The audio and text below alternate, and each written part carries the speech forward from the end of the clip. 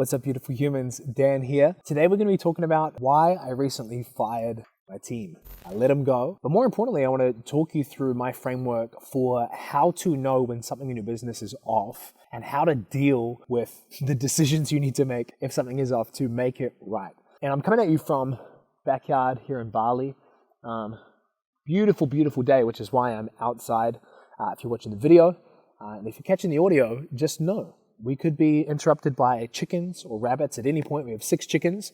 We have 4 rabbits. It is utter chaos at my house, and I love it. But no, this is not clickbait. I laid off almost all of our team, and I say almost because the person that is still with me, I've been with her for a few years. She is an incredible team member. She's a virtual assistant, and she is not full-time any longer. She's with me 20 hours a week. Details aside, big changes are happening on my end. And it was all very intentional. No, this was not because we were not making money. No, it wasn't because of poor performance. I had the best team I had ever had. But this has come from something that I've been reflecting on a lot in my own life, in my own business, and something that more often than not is the case for a lot of business owners, which is I was not loving the model of business that I had, which left me feeling like I just wasn't loving business at all. Last year, I've shared quite openly about how, I came into last year feeling really burnt out. And at the time, I thought that was just being overworked. And while there is an element of that for sure, I came into the business space from being a youth pastor feeling really burnt out. And I didn't take a holiday. I needed to make money.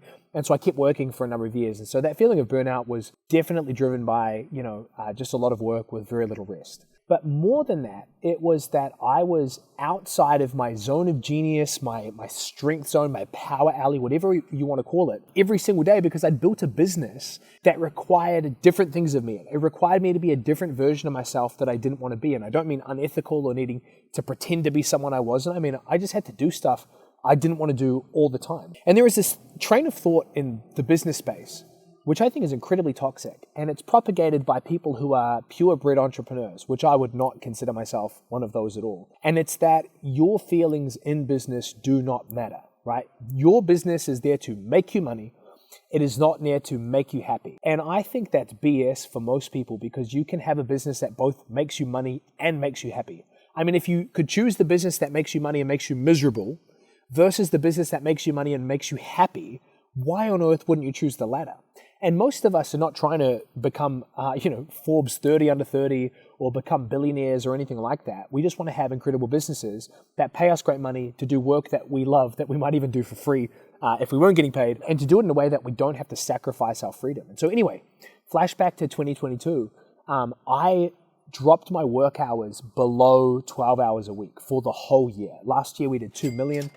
And I was not working more than 12 hours a week on average. And that's kind of like true. Like we literally turned off marketing and sales because that was a part of the burnout plan for me as I was not enjoying this business. I was feeling burnt out. So we turned off marketing and sales in an effort to make things simpler and better for me. And we still managed to do 2 million last year while I was working 12 hours a week. But to my surprise, even at the end of the year, even with 12 hours a week, I was still not enjoying it. And so we turned marketing and sales back on. I was like, you know what, screw my feelings. Let's just, I was trying to drink that Kool-Aid. Let's just turn things on and I'm sure I'll kind of get back into the swing of things. And, a few months went by and I was just really feeling unfulfilled, for lack of a better term, misaligned.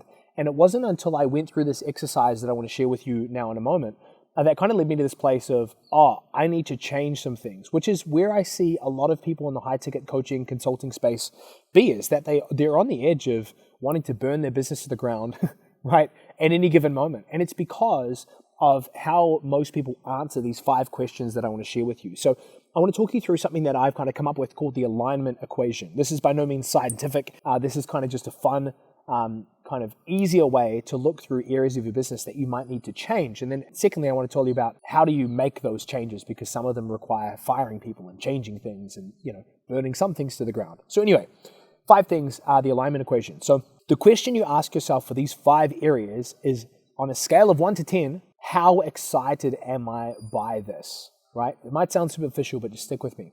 So 5 different areas of your business, right? A scale of 1 to 10, how excited am I by this? 0 being completely bored, uninspired, unfulfilled, not for me. 10 being lit up, energized, excited, feels amazing. The first question you need to ask is, out of 10, how excited am I to be working with the person that I am trying to work with, like the niche, the avatar? And this is where a lot of people don't need to ask any further questions. They just need to fix this area of their business. Because if you're anything like me, I started out my journey searching most profitable niches for Facebook ads. Like, I was not thinking about how do I build a fulfilling business, an amazing life, how do I work with people that I really want to work with. I was trying to search for easy money, like the easiest money I could. And that led me in my first year to working with kind of so many different people. At one point, I was trying to be the CrossFit gym Facebook ads guy, not because I wanted to be that, but because it seemed easier than alternatives. And one of the best questions I ever got asked, I think it was from a mentor and good friend called Taki Moore. Could have been someone else, but let's give Taki credit. Where he asked the question, who do you want to be a hero to?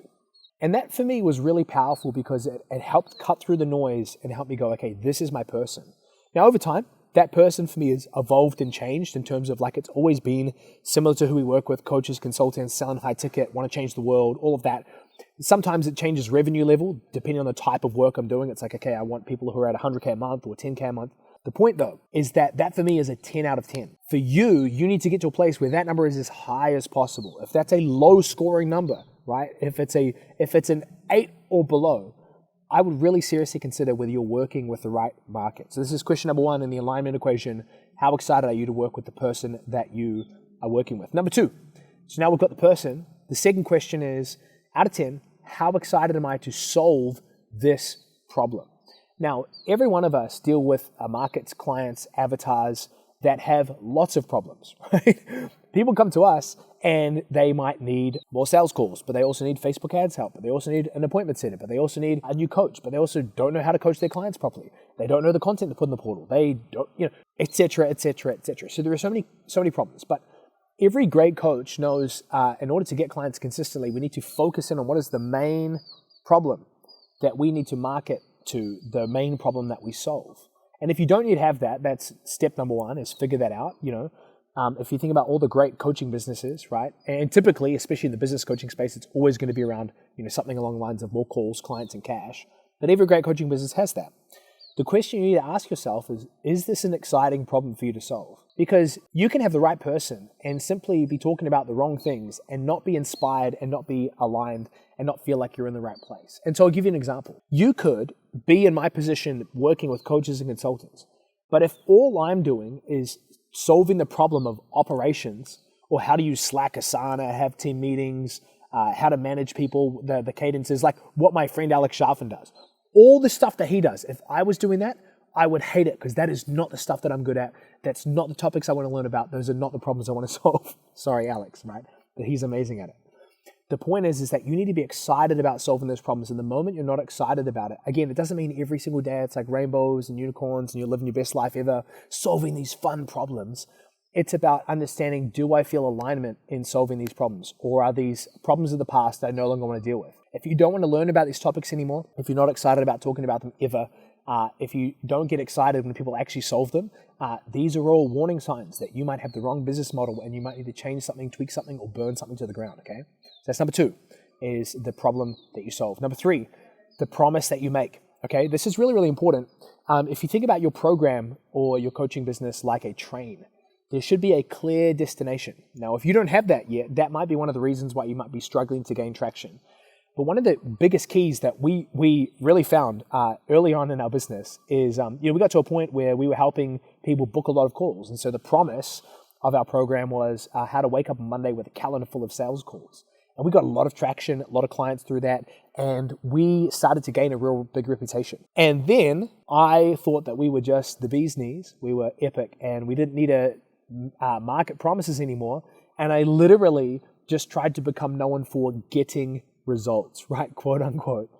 And that didn't work, right? Because people need to know where you're going so that they can know if you're going in the right direction they want to go, right? If you can take them where they want to go. So that's step number 1. But step number 2 is, are you making promises, right? Are you taking people to a place that is exciting to you And does it feel congruent? Are you, like, one of the mistakes I see people make, man, we've had clients do this, drives me crazy. They're at 10K a month, they're at 20K a month, and all of a sudden they're helping people make 100K a month.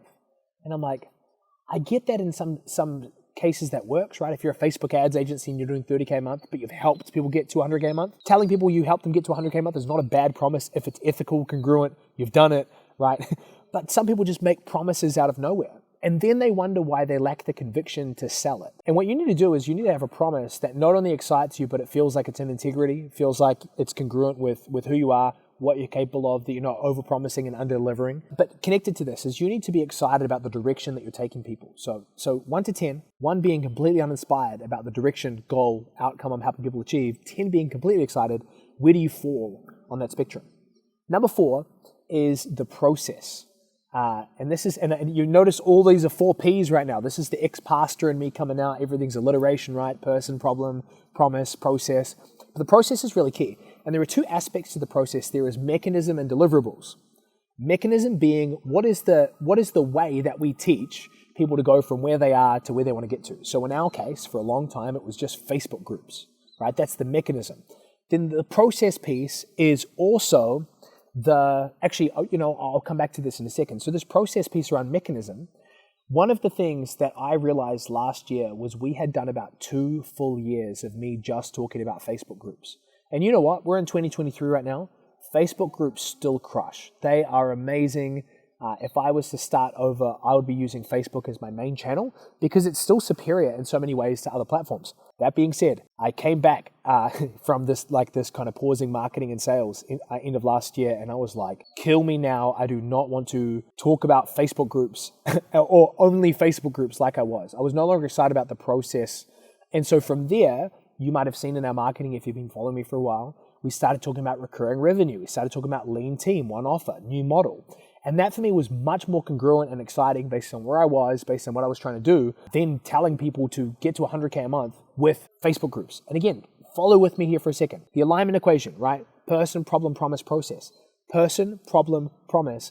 Those 3 things were still really high. Right person, loved solving the problem, loved the promise we're helping people achieve, but the process was driving me crazy. I didn't want to help people figure out how to grow their group and create content in the group and do appointment setting in the group anymore because I'd been talking about it for 2 years straight. So I evolved and I adapted and I moved it to a place where I could say 10 out of 10, I'm excited about the work we're doing with people and the process we're using to help them go from where they are to where they want to be. So these are the 4 things that are really important to figure out, to identify where you might be misaligned and where you might need to change some things, tweak some things, or burn some things to the ground. But number 5 was the thing that caused me to fire everyone. And it's the thing that I see most people make the biggest mistake on, and that is your overall model. Your model is how you market, how you sell, and how you deliver. So let me give you some really simple examples. On marketing, right, you might have 1 channel, you might have 5 channels, right? You might be doing YouTube, podcast, TikTok, you're trying to be everywhere, omnipresent, omni-channel, all of that. It's also how you sell. Do you have are you selling by call, right? Are you selling by automated webinar? Are you selling by chat? Are you the sole salesperson? Are you trying to build a sales team? And then delivery, right? How am I delivering it? If I got one-to-one recruitment, software, ads and funnels, and this has been the thing that I have seen screw up more people's businesses than anything else, is if people get to a place of excited about the person, problem, promise, process, people can absolutely screw it up by then going, and I'm now going to add in done-for-you ads or funnels or recruitment or software.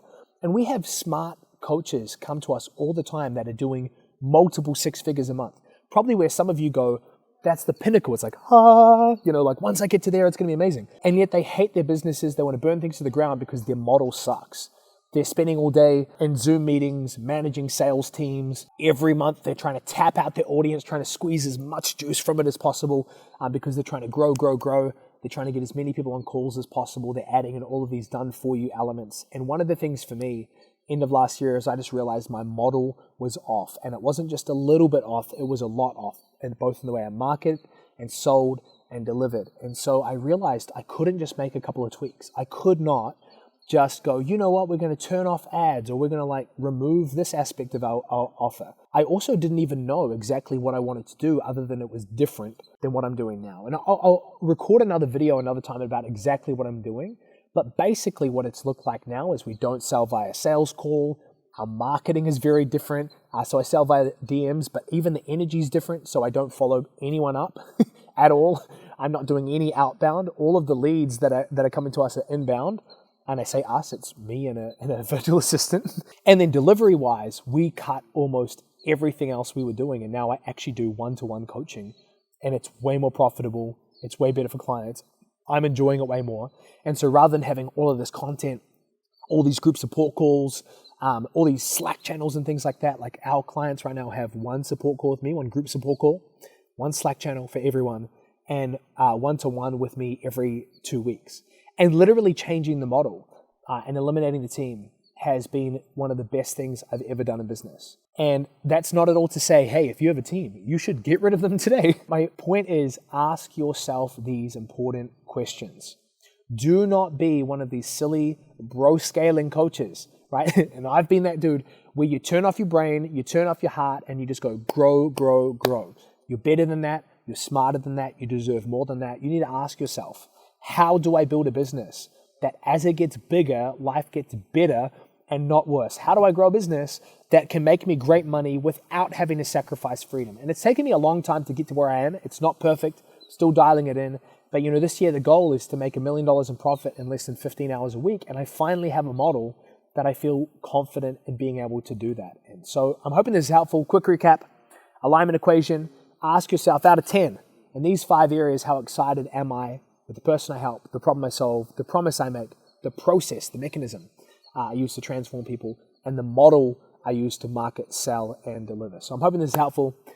Coming at you from beautiful Bali, where the sun is hot and the chickens are crazy. I'll catch you in another episode. Love ya.